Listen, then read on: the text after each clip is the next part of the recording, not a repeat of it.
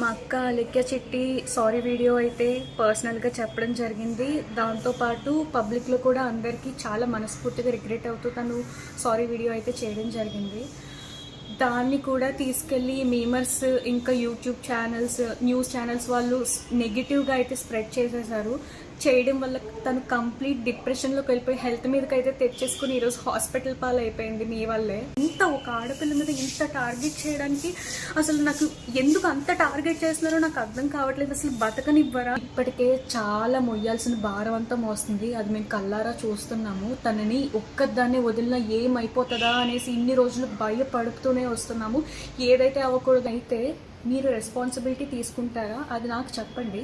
మేమైతే ఎలాగో నిండా మునిగిపోయి మమ్మల్ని కంప్లీట్ రోడ్డు మీదకి లాగేశారండి. మేమందరం విమెన్సే కదండి. మీ ఇంట్లో కూడా అక్క చెల్లెలు అమ్మ ఇంకా పెద్దమ్మ వీళ్ళందరూ ఉంటారు కదా. నాకు ఒకటి తెలియక అడుగుతున్నా, మా నాన్నగారు చనిపోతే ఆయన ఇష్ట ప్రకారం సమాధి ఏదో చేసుకున్నాం మాకు నచ్చినట్టు. సమాధి ఫోటోని కూడా మీరు మీమ్స్గా వేసుకుంటున్నారంటే ఇంకా ఈ విషయం మీకు ఎంత చులకనో నేను అర్థం చేసుకోగలను. ఆఖరికి శవం ఫోటో కూడా మీరు మీమ్స్గా తయారు చేసుకొని వేసుకుంటున్నారు.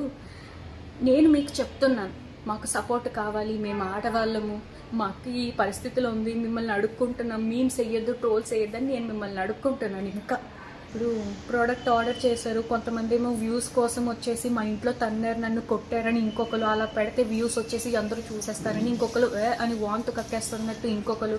ఒక్కొక్కరు ఒక్కొక్క టైప్లో అండి. ఒక కస్టమర్కి నిజంగా నచ్చకపోతే మీరు కొన్న వాళ్ళ దగ్గరికి వెళ్ళి నాకు ఇది నచ్చలేదు, మేము ఇలా మాకు ఈ ప్రోడక్ట్ క్వాలిటీ నచ్చలేదు అంటే మేము రీఫండ్ ఆర్ వేరే ప్రోడక్ట్ ఏదో ఒకటి సొల్యూషన్ చెప్తాము.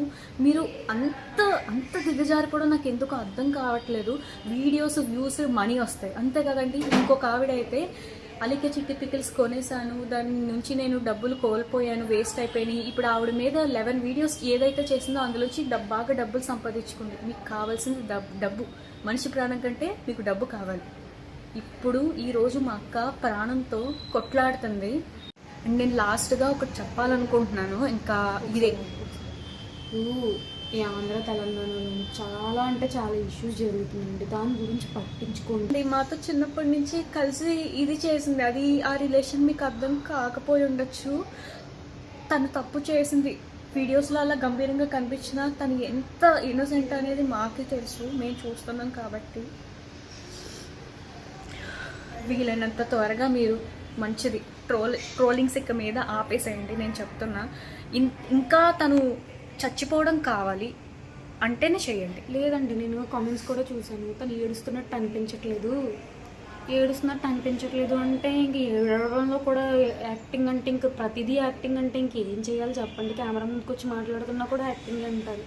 ఇప్పుడు ఇది కూడా యాక్టింగ్ అంటే ఇంక మేము ఏం చేయలేమండి. ఇంకా తన మీద ఏవైతే ట్రోల్స్ ఉన్నాయి, మీమ్స్ ఉన్నాయో దయచేసి ఆపేయండి. పర్సనల్ అటాక్ నేను ఇప్పుడు ప్రూవ్ చేసుకోవడానికి మేము ఇది అని చెప్పుకోవడానికి అయితే నేను వీడియో చేయట్లేదండి. మా అక్క అయితే చాలా సీరియస్ కండిషన్లో ఉంది. తనకి మాత్రం ఏమైనా జరిగితే మీమ్స్ వేసిన వాళ్ళు న్యూస్లో ఏదైతే టెలికాస్ట్ చేశారో వీళ్ళు మాత్రమే రెస్పాన్సిబిలిటీ తీసుకుంటారా లేదనేది నేను క్వశ్చన్ చేయడానికి నేను ఈరోజు వీడియో చేస్తున్నాను.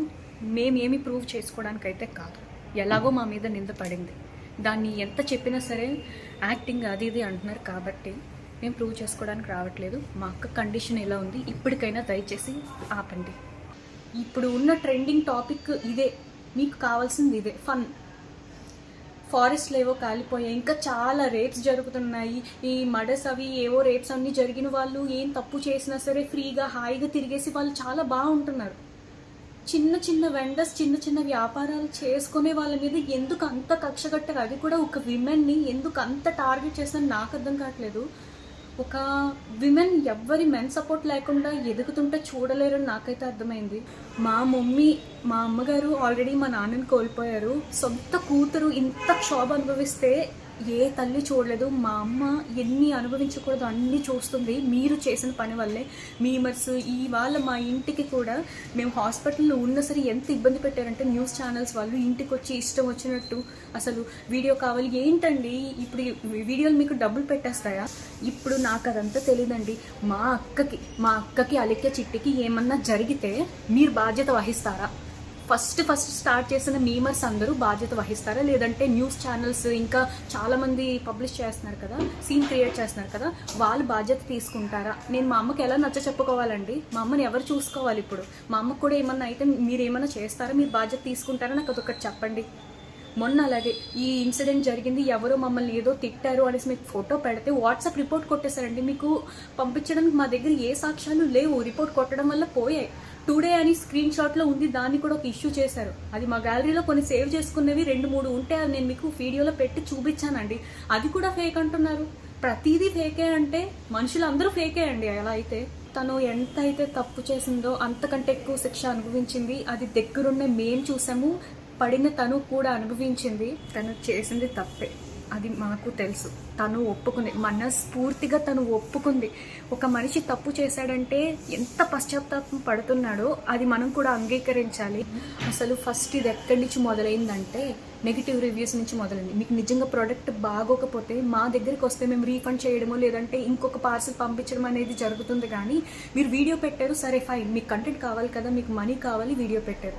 ఇంకొకరైతే 9-11 ఒకేసారి అన్ని వీడియోస్ ఎందుకండి మా మీద అంత మీరు కూడా అమ్మాయిలే కదా, పెట్టిన ఆవిడ కూడా అమ్మాయే కదా, అంత కక్ష ఎందుకు?